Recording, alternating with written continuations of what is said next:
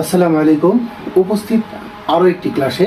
আজকের ক্লাসটাও হবে সাধারণ গণিতের বৃত্ত নিয়ে।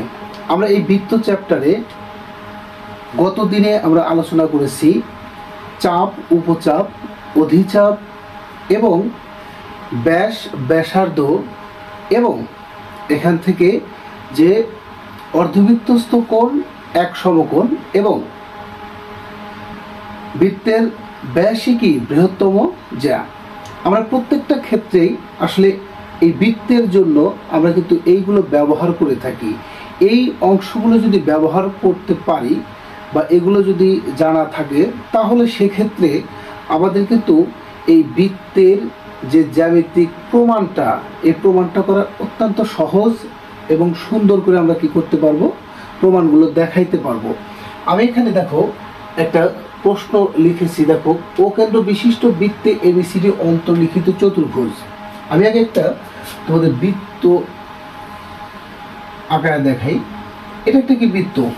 এখন এইখান থেকে দেখো যে গত পর্বে দেখাইছি যে উপচাপ এবং কি অধিচাপ, এই বৃত্তের অর্ধেকের বেশি অংশটুকু যদি থাকে সেটা হলো কি অধিচাপ এবং ছোট অংশটুকু হলো কি উপচাপ। এই অংশটুকু আমরা বলবো কি, এই অংশটুকু কি উপচাপ, মানে বৃত্তের ছোট অংশটুকুকে আমরা কি বলি উপচাপ, আর বড় অংশটুকু কি বলি অধিচাপ। এবং বৃত্তের কেন্দ্রের ভিতর দিয়ে যখন পরিধির এক প্রান্ত থেকে অপর প্রান্তে যখন স্পর্শ করে তখন সেক্ষেত্রে আমরা কি বলি, সেটাকে ব্যাস বলি। এবং বৃত্তের ব্যাসার্ধ হলো কেন্দ্র থেকে পরিধি পর্যন্ত দূরত্ব, এটা হলো কি ব্যাসার্ধ। এখন আমরা প্রমাণ দেখাবো হলো কি যে বৃত্তের অন্তর্লিখিত চতুর্ভুজ এবং অর্ধবৃত্তস্থ কোণ সমান কত, এক সমকোণ। আমরা আগে একটা ব্যাস নেই। এটা একটা কি ব্যাস, এটা একটা ব্যাস। দেখো এই ব্যাসের এটা একটা কি ব্যাস, আমরা এই ব্যাসটা নিলাম এবং এই ব্যাস অনুযায়ী আমরা একটা কি আঁকাবো, চতুর্ভুজ আঁকাবো। এই চতুর্ভুজ আঁকাইতে গেলে দেখো আমি এখানে একটা নিলাম, এটাকে আমি কর্ণ বলতে পারি, এটাকে কি বলতে পারি, কর্ণ বলতে পারি। তাহলে দেখো এটা একটা চতুর্ভুজ হয়েছে কিনা, 1 2 3 4, এটা একটা কি চতুর্ভুজ এবং এটা একটা কি ব্যাস, এটা একটা কি ব্যাস। আমি চিহ্নিত করব এ বি সি ডি। আমি এসি একটা ব্যাস আঁকাইছি এবং ব্যাস এবং কর্ণ দুইটা একই। বিডি একটা কি নেওয়া হয়েছে, কর্ণ নেওয়া হয়েছে। এখন এই যে ও কেন্দ্র বিশিষ্ট বৃত্তে ও বি যোগ করলাম, কি করা হয়েছে, ও বি যোগ করা হয়েছে। তাইলে আমরা বিশেষ নির্বাচনটা কি বলতে পারি, যে মনে করি ও কেন্দ্র বিশিষ্ট এবিসিডি অন্তর্লিখিত একটা চতুর্ভুজ। এই চতুর্ভুজের এসি এবং বিডি দুইটা কি কর্ণ, ও বি যোগ করা হয়েছে, ও সি যোগ করা হয়েছে, ও এ যোগ করা হয়েছে। আমরা এই অংশগুলো কি করছি, যোগ করছি। যোগ করার ফলে দেখো আমরা যে বলছি যে যদি চাপ নেই, এবি চাপ, এবি চাপের উপর কি কি কোণ দেওয়া আছে, দেখো এবি চাপের উপর দেওয়া আছে এই কোণ এবং কি এই ডি কোণ।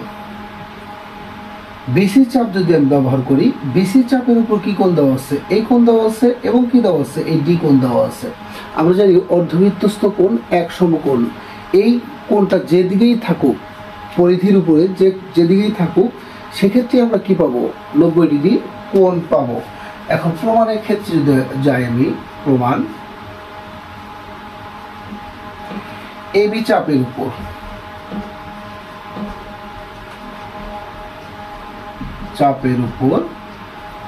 কি লেখা যায়, দেখো কোণ এ ও বি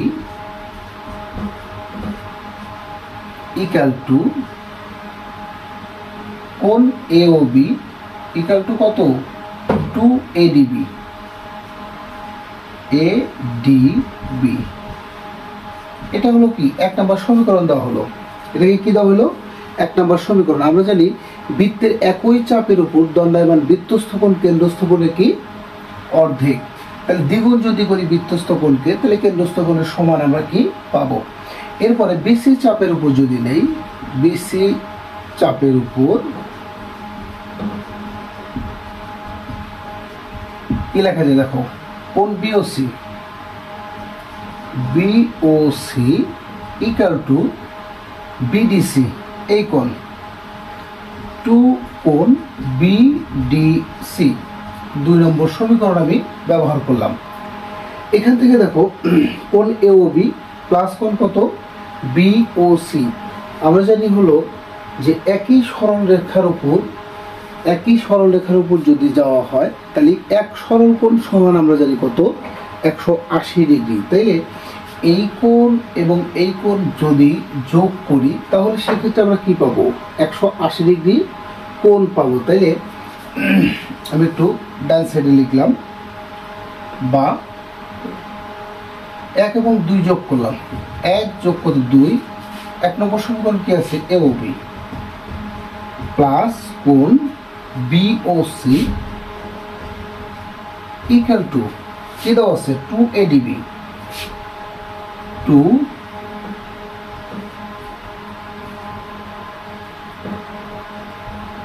এডিবি প্লাস কোণ 2 কত বিডিসি, 2 কোণ বিডিসি।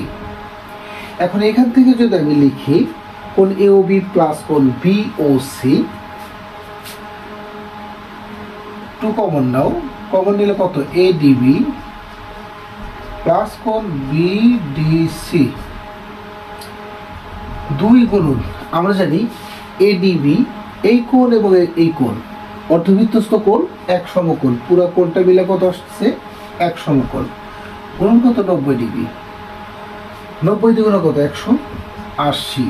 দেখো অতএব কোণ এওবি প্লাস কোণ বিওসি ইকুয়াল টু কত 180 ডিগ্রি। অতএব আমরা বলতে পারি হলো কোণ এওবি প্লাস কোণ বিওসি 180 ডিগ্রি। আমরা জানি এক সরল কোণ সমান 180 ডিগ্রি। অতএব এওসি একই সরল রেখায়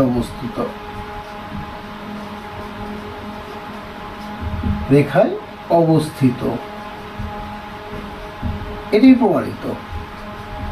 আমরা যখন এই ধরনের কোনো জ্যামিতিক প্রমাণ দেখাইতে যাব, আমরা দেখাইতে গেলে আমাদের প্রথমত যে কাজটা থাকবে সেটা হলো কি, যে ব্যাস চিনতে হবে, অর্ধবৃত্তস্থ কোণ চিনতে হবে। এগুলো যখন আমরা চিনব তখন এটা প্রমাণটা অনেকটাই সহজ হওয়ার কথা। সবাইকে ধন্যবাদ।